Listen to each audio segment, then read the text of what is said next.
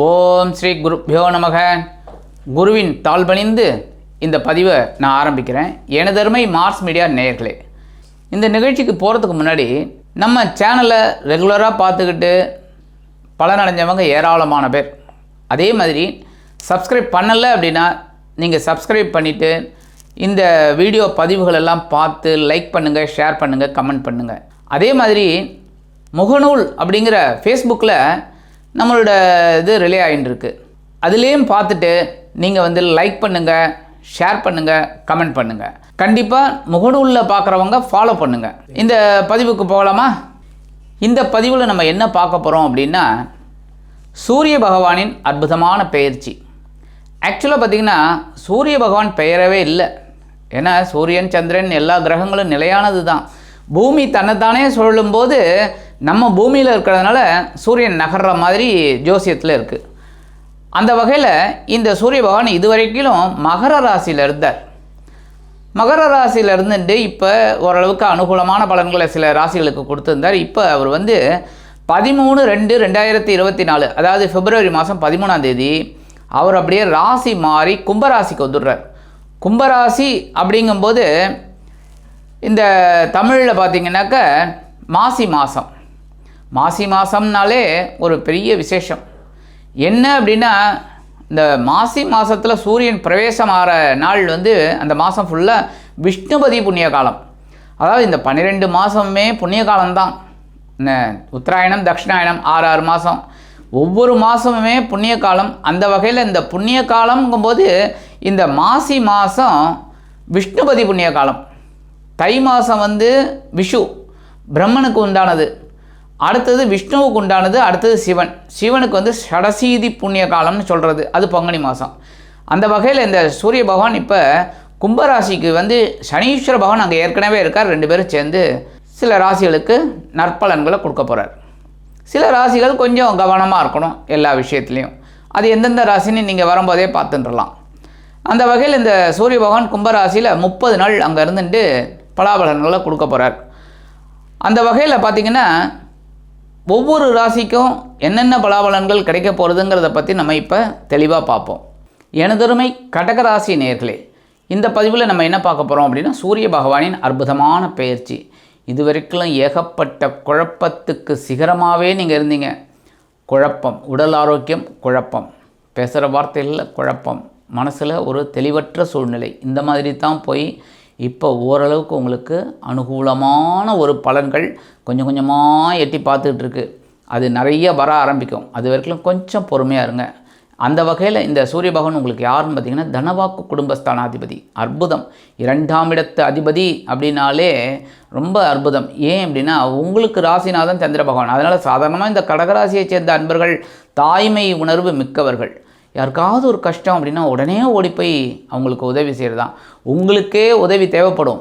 ஆனால் நீங்கள் என்ன பண்ணுவீங்கன்னா, யாராவது கஷ்டப்பட்டால் நீங்கள் ஓடி போய் உங்களால் முடிஞ்ச ஒரு உதவியை செய்யறதுக்கு நீங்கள் தயாராக இருப்பீங்க.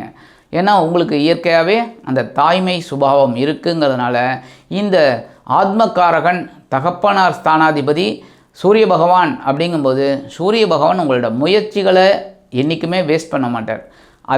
அதனாலேயே உங்களுக்கு ஒரு வருமானம் கிடைக்கும். ஸோ முயற்சிகள் கண்டிப்பாக எடுக்கணும். தனவாக்கு குடும்பஸ்தானாதிபதி அப்படிங்கிறதுனால நீங்கள் தினந்தோறும் என்ன பண்ணணும் அப்படின்னா, சூரிய பகவான் வழிபாடு கண்டிப்பாக பண்ணணும். அதேமாரி சிவாலய வழிபாடு கண்டிப்பாக செய்யணும். இந்த ஞாயிற்றுக்கிழமை நீங்கள் கோதுமை தானம் செய்கிறது ரொம்ப விசேஷம். இதெல்லாம் உங்களுக்கு ஒரு நல்ல பலன்கள் கிடைக்கும். ஆக இந்த தனவாக்கு குடும்பஸ்தானாதிபதி இதுவரைக்கும் எங்கே இருந்தார்னு பார்த்திங்கன்னா, கலத்திரஸ்தானமாக்கி 7ஆம் இடத்துல இருந்தார். 7ஆம் இடத்துல இருந்தனால நண்பர்கள் மூலமாக சில குழப்பங்கள். சரி, வாழ்க்கை துணை அப்படிங்கும்போது வாழ்க்கை துணை ஓரளவுக்கு அனுகூலமாக இருக்கா அப்படின்னாலும் ஒரு சில மனக்குழப்பங்கள், மனக்கிலேசங்கள், எவ்வளவோ டென்ஷன். சரி, உத்தியோகம் அதே தான், டென்ஷன். அதாவது குடும்பத்தில் ஏகப்பட்ட டென்ஷன். சரி, அதை மீறி ஒரு ஆஃபீஸுக்கு போகிறோம் அப்படின்னா அங்கேயும் டென்ஷன். சரி, தொழில் வியாபாரம் அங்கேயும் டென்ஷன். சரி, குழந்தைகள் படிக்கிற குழந்தைகளுக்கும் ஏகப்பட்ட டென்ஷன். இந்த மாதிரியே ஓடிட்டு இருந்திருக்கு.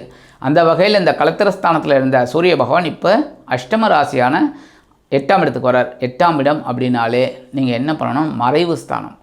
என்ன மறைவு அப்படிங்கும்போதே சூரிய பகவான் மறைவெல்லாம் கிடையாது. ஆனால் 8ஆம் இடம் அப்படிங்கிறதுனால துர்ஸ்தானத்தில் வந்தாலே ஆயுள் ஸ்தானம்ங்கிறதுனால ஆயுள் ஸ்தானத்தில் நீங்கள் என்ன பண்ணணும்னா உணவு கட்டுப்பாடு எடுத்துக்கணும். கண்டிப்பாக கண்டதை சாப்பிடக்கூடாது. என்ன உங்கள் உடம்புக்கு என்ன தேவையோ எது சாப்பிட்டா நல்லாயிருக்கும், ஒத்துக்காததை அவாய்ட் பண்ணிடணும். ஓரளவுக்கு உங்களுக்கு பிடிச்சதை நீங்கள் சாப்பிட்டுக்கலாம். அந்த வகையில் உடல் ஆரோக்கியத்தில் கொஞ்சம் கவனம் எடுத்துக்கிறது ரொம்ப விசேஷங்க.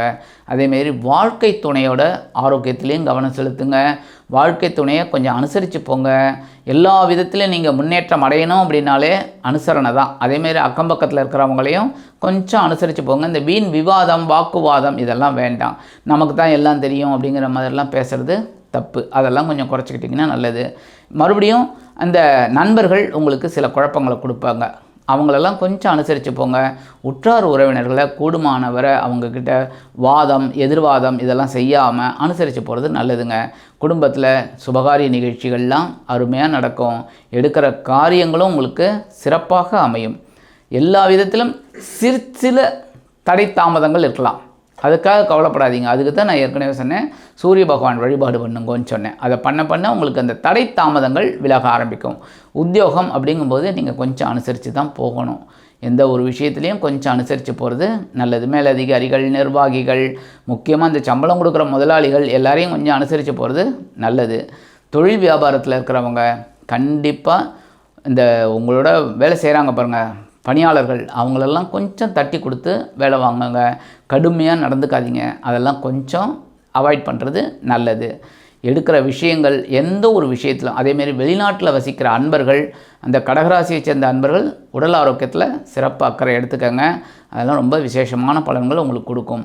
அஷ்டமராசியில் இருக்கிற சூரிய பகவான் சில பிரச்சனைகளை கொடுக்கலாம். அப்படிங்கிறதுனால எல்லா விஷயத்துலையும் நீங்கள் கொஞ்சம் யோசித்து முடிவெடுக்கிறது நல்லது. இல்லை அப்படின்னா உங்களால் கொஞ்சம் யோசிக்க முடியல அப்படின்னா பெரியவங்களை கலந்து ஆலோசித்து முடிவெடுங்க. இல்லைன்னா யார் உங்களுக்கு நெருக்கமானவங்களோ அவங்கள கேட்டு முடிவெடுக்கிறது நல்லது. இந்த நேரத்தில் புதிய சொத்து ஏதாவது வாங்கணும் அப்படின்னா தீர ஆலோசனை பண்ணி அதுக்கப்புறம் வாங்கிறது நல்லது. ஒன்றும் பிரச்சனை இல்லை. மற்றபடி உங்களுக்கு உயர்வுகள் வேணும் அப்படின்னா ஏற்கனவே நான் சொன்ன மாதிரி எல்லாத்துலேயும் அனுசரித்து போகிறது ரொம்ப நல்லதுங்க. அரசியல்வாதிகள் அப்படிங்கும்போது கொஞ்சம் கூடுதல் பொறுப்புகள் எடுத்துக்கணும். நீங்களாக வாலண்டரியாக செஞ்சீங்கனாலே கண்டிப்பாக உங்களுக்கு உயர்வுகள் கண்டிப்பாக கிடைக்கும். அதே சமயம் கலைத்துறை நண்பர்கள் அப்படிங்கும்போது கொஞ்சம் கடுமையாக பாடுபடுற மாதிரி தான் இருக்கும். உழைப்புக்கேற்ற பலன் இல்லையேங்கிற ஒரு சோகம் இருக்கும். அதெல்லாம் கவலைப்படாதீங்க. எல்லாம் கூடிய சீக்கிரம் சரியாகும். இந்த மாதம் ஃபுல்லாகவே நீங்கள் கொஞ்சம் கவனமாக இருக்கிறது ரொம்ப விசேஷங்க. பொறுமையாக இருக்கணும், நிதானமாக இருக்கணும், உடல் ஆரோக்கியத்தில் கவனம் எடுத்துக்கணும். ஆக இந்த அஷ்டமராசிக்கு வரக்கூடிய இந்த சூரிய பகவான் எந்த விதத்திலும் உங்களுக்கு பாதகங்களை செய்ய மாட்டார், நன்மைகளை கொடுப்பார். அதே சமயம் ஒரு சில எச்சரிக்கைகளை தருவார். அதனால் அதெல்லாம் எடுத்துக்கிட்டு நீங்கள் அற்புதமான சூரிய பயிற்சியாக்க நீங்கள் எடுத்துக்கணும். பரிகாரமாக நான் ஏற்கனவே சொன்ன மாதிரி தினந்தோறும் சூரிய பகவானை வழிபாடு பண்ணுங்க. சூரிய பகவானை 2 முறை ஆத்ம பிரதர்ஷனம் பண்ணி வழிபாடு பண்ண உடல் ஆரோக்கியமும் உங்களுக்கு சிறப்பாக இருக்கும். எடுக்கிற காரியங்களும் அற்புதமாக நிறைவேறும். ஆதித்ய ஹிருதயம் சொல்லுங்கள். உங்களுக்கு சொல்ல தெரியல, சொல்ல வரலை அப்படின்னா நீங்கள் அந்த யூடியூப் சேனலில் ஆதித்ய ஹிருதயம் போட்டு கேளுங்க. அதெல்லாம் உங்களுக்கு அற்புதமான பலன்களை கண்டிப்பாக கொடுக்கும். ஆக இந்த சிறு பரிகாரங்களின் மூலம் இந்த மாசி மாதம் சூரிய பகவான் கும்பராசியில் இருந்து கொண்டு சில அற்புதமான பலன்களை கண்டிப்பாக கொடுப்பார் என்று கூறி விடைபெறுகிறேன். நன்றி, வணக்கம். மீண்டும் ஒரு அருமையான பதிவில் நான் உங்களை மனமகிழ்ச்சியோடு சந்திக்கிறேன். வாழ்த்துக்கள். வாழ்க வளமுடன். இந்த சேனல் உங்களுக்கு பிடிச்சிருந்தா மறக்காம சப்ஸ்கிரைப் பண்ணுங்க, ஷேர் பண்ணுங்க, லைக் பண்ணுங்க, கமெண்ட் பண்ணுங்க.